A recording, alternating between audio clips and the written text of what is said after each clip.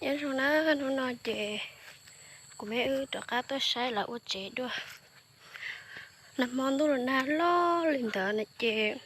rồi na ta chị lúc bà đây là non được khứ tua chị tới nói chị gọi lên cò đây chị nhắn tao tới ta khi non khó là naสวัสดีค่ะวันนี้หนูก็จะพามาดูบ้านของหนูอีกนะคะแล้วก็น้ำท่วมนะคะพอดีว่าฝนตกหนักมากเมื่อคืนนะคะก็ทำให้ฝนตกหนักมากทำให้น้ำท่วมนะคะ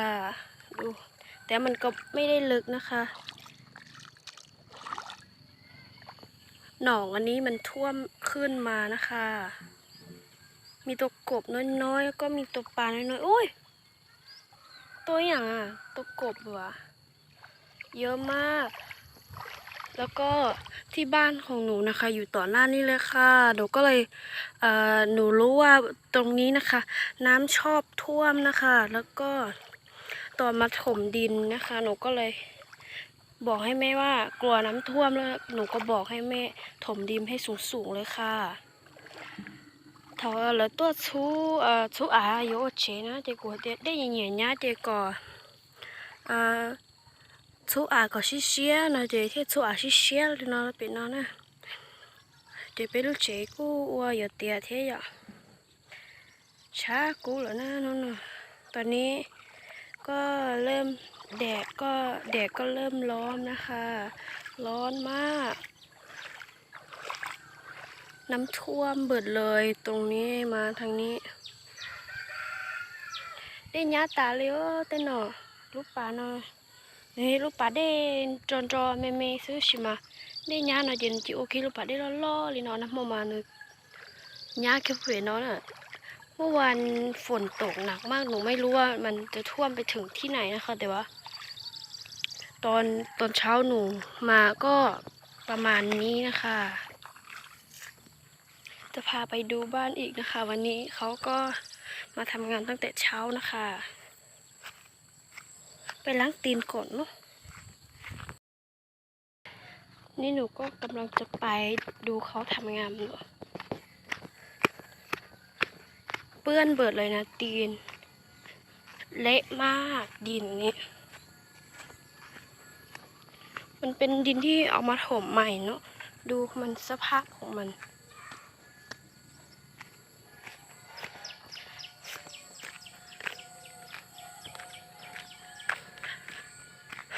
อีจอมันต้องnhớ nó thì chỉ mà có thì bây giờ chỉ đến nóเลย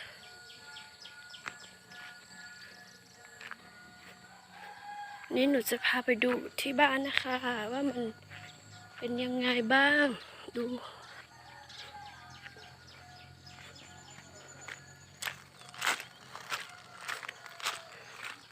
เละมากดินเนี่ย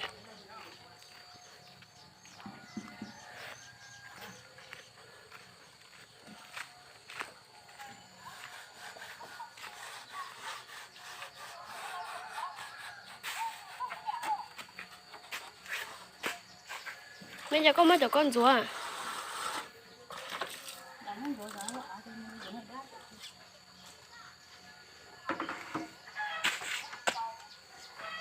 แม่ก้อนช้อนถือถา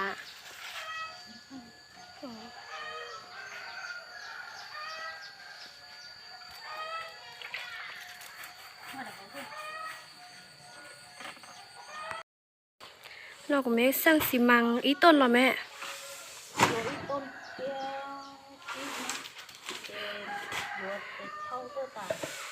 อ๋ออีต้นเทจีน่าจะเท่าตัวตันทอเอาปูนเขียวจะนะปูนเขียว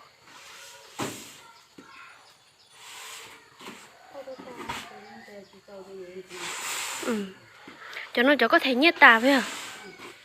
cho nó cũng mấy thể nhiệt tà thao tua tan thao đó mà nó nữa nó chỉ trâu gì mà đi yuan gì chỉ để rau trâu sao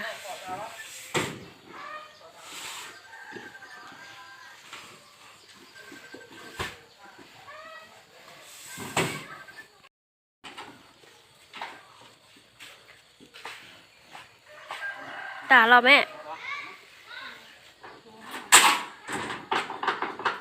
ở bên bao chi trâu xa gì chưa có ý có bên bao chi trâu xa có ý chưa có chưa nè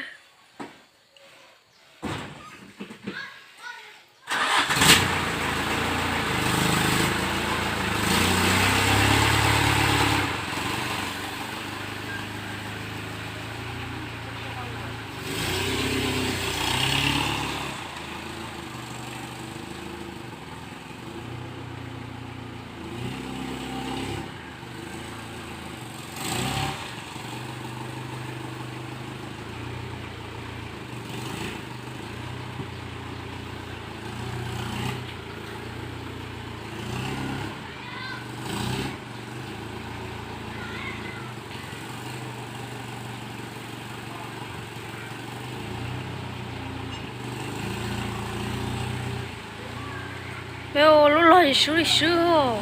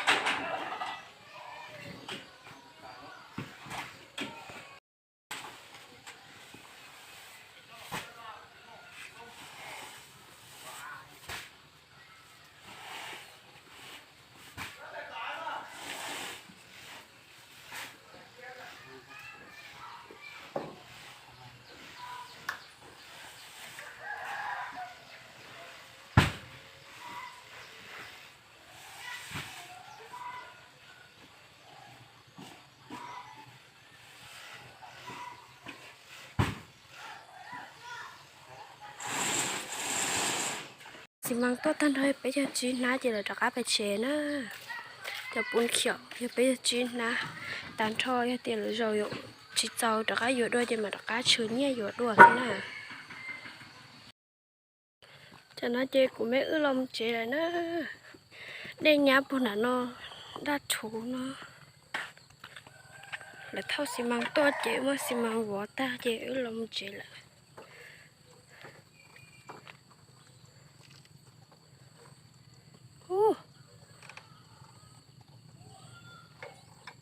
chế loại ta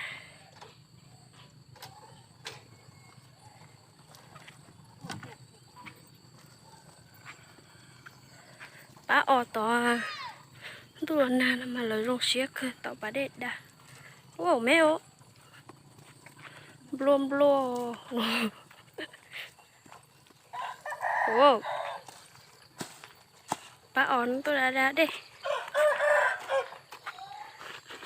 trong đó nó nói chuyện của mẹ ư nè nó tôi say chế thì là từ quá chi nó mẹ lấy bao lọ lấy là mới cho số giấy cho trâu trâu cho mất trâu nó thì hổ mới trâu rồi chỗ đây à ôi em lên ô tao cho chị giấy nó tờ mẹ ơi lời ông chủ mua cho không bao chế hơn mẹ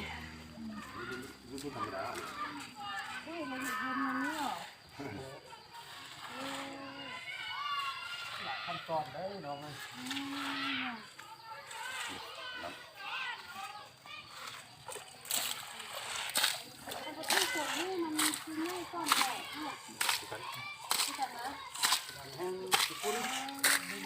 là mất trâu người taจะtới cho chi số giấy lâu lâu nó ta còn tôi cho số giấy mua thì để cho không bao chế mấy ông nhiều giống tôi số giấy trong nó ta rồi đấy cứ đẹp lắm ô mấy tôi buồn rồi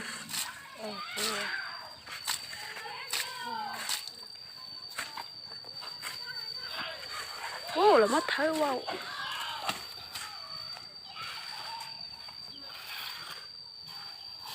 đây người mất trát xuống câu tử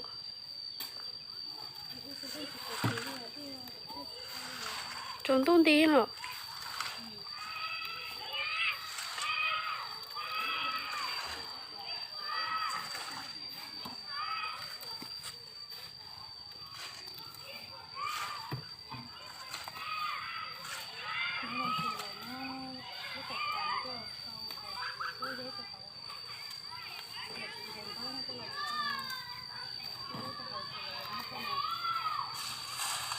ไอ้นี่ก็ต้องเอา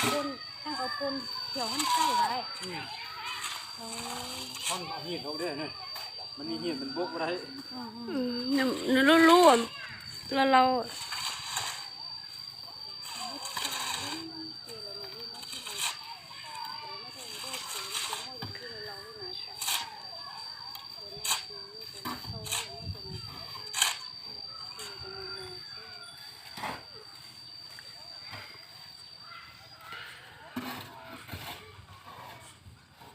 พออยู่บ่ไอ้ตัวนี้น่ะ บกพออยู่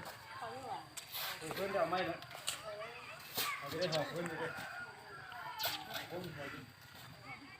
เอามาดีน้อยดิพวก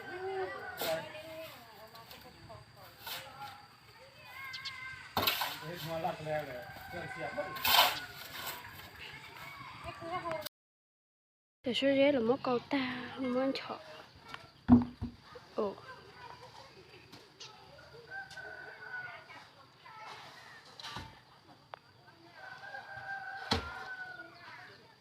เดี๋ยวดักcá chó đây là họ chỉ trâu đôi là mẹ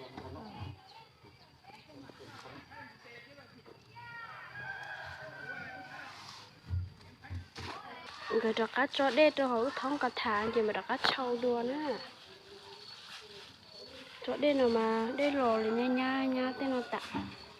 cho sang cho cắm bướng nó lồng mấy trẻ to tôi mất khờ tỏi rồi nó chế ta chế giờ thề phun thì chỉ dùng thề phun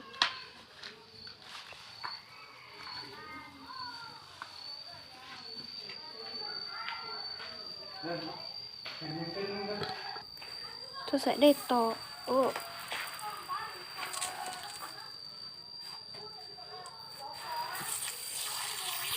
đểช่วยเรียกหรือว่าเกาตาหรือว่าเฉาะ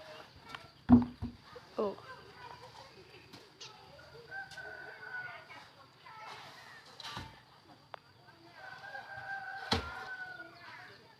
เดี๋ยวดักcá chó đây là họ chỉ trâu đôi là mẹ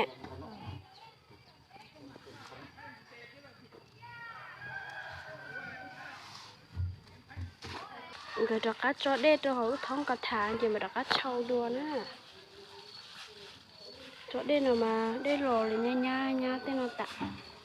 cho sang cho cắm bướng nó lồng mấy trẻ to tôi mất khờ tỏi rồi nó chế ta chế giờ thề phun thì chỉ dùng thề phun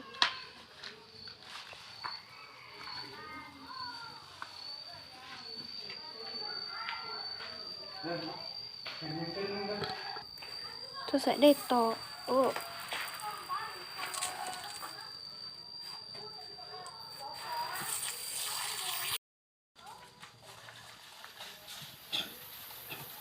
ตอนนี้เขาก็เอาดินทรายนะคะมาใส่น้ำแล้วก็ทำให้ก้อนหินเป็นก้อนเล็กๆแค่ซ้ำนี้นะคะให้มันออกแล้วเขาเอาจะเอามาโบกเงินนะคะเพราะว่ามันให้มันมีแดนอันนั้นมันไม่ดีนะคะ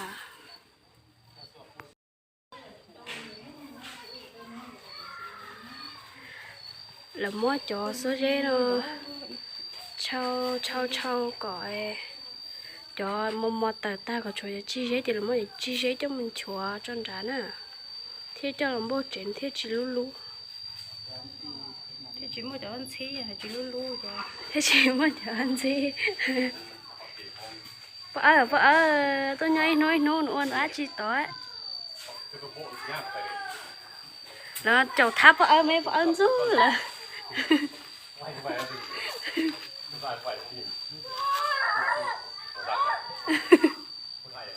nôn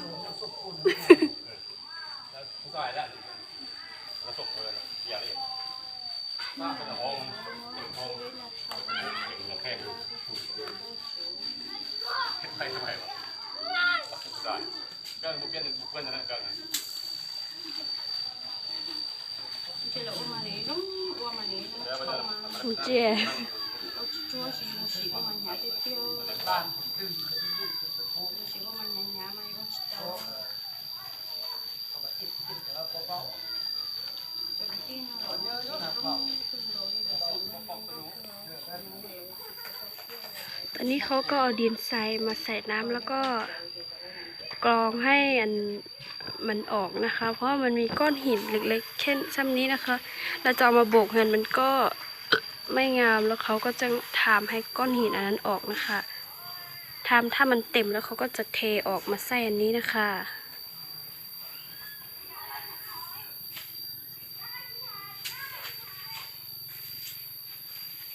สวัสดีค่ะวันนี้หนูก็มาดูเขาทำงานที่บ้านนะคะก็ใกล้จะเสร็จแล้วเนาะอีกไม่นานอีกประมาณ1 เดือนหา2 เดือน ก็ไม่นานนะคะ แต่ก็นานนะคะ เพราะว่ามันไม่ได้ทำง่ายๆเนาะมืออาชีพเขาก็ทำงานได้ดีมากแล้วเขาฝีมือก็ดีมากเลยค่ะอุปกรณ์ที่เขาเตรียมมาก็ไม่เยอะนะคะเราก็ซื้อน้ำแล้วก็ซื้อผลไม้ให้กินไม่ได้เลี้ยงเขานะคะตอนสวยเขาก็กลับบ้านไปกินข้าวอยู่ที่บ้านนะคะหนูก็จะพาไปดูอยู่ข้างในบ้านว่ามันเป็นยังไงบ้างมันกว้างหรือไม่กว้างนะคะก็คือระเบียงนะคะแล้วก็เข้าไปที่บ้านอันนี้คือประตูใหญ่เนาะกับประตูใหญ่แล้วก็เข้ามาแบบนี้เลยค่ะอันนี้มาอย่างนี้แล้วก็อันนี้เป็นห้องครัวนะคะห้องครัวก็ไม่ได้ใหญ่บันไดเนาะเพราะว่าเราไม่ได้อยู่กันเยอะอยู่กันแค่5 คนนะคะหรือว่าประมาณ3-4 คนนะคะนี่ก็คือประตูเล็กนะคะออกไปข้างนอกแล้วก็ตอนเสร็จแล้วก็จะทำที่อยู่ที่นอกนะคะและอันนี้ก็คือห้องที่แขกมาแล้วแขกก็มาพักอยู่ที่นี่ห้องนอนของแขกนะคะไปนี้แล้วก็ห้องนี้เป็นห้องที่ไว้โซฟาหรือว่าจะดูทีวีนะคะนี่ก็เข้าไปนี่ก็คือห้องน้ำแล้วก็อันนี้คือห้องของหนูกับพี่สาวนะคะนี่ห้องน้ำนะคะอันนี้ก็คือห้องของคุณแม่นะคะก็กว้างอยู่เนาะประมาณ4x3ประมาณนี้แหละหนูไม่รู้ค่ะเพราะว่าอีแม่เป็นคนดูแลนะคะอันนี้เขาก็จะทำให้เสร็จแล้วเขาก็จะโบกนะคะห้องครัวมันหนูว่ามันไม่กว้างแต่มันก็กว้างนะคะมันก็ไม่ได้เล็กนะคะนี่ก็คือออกไปแล้วก็จะเป็นอย่างนี้เลยค่ะ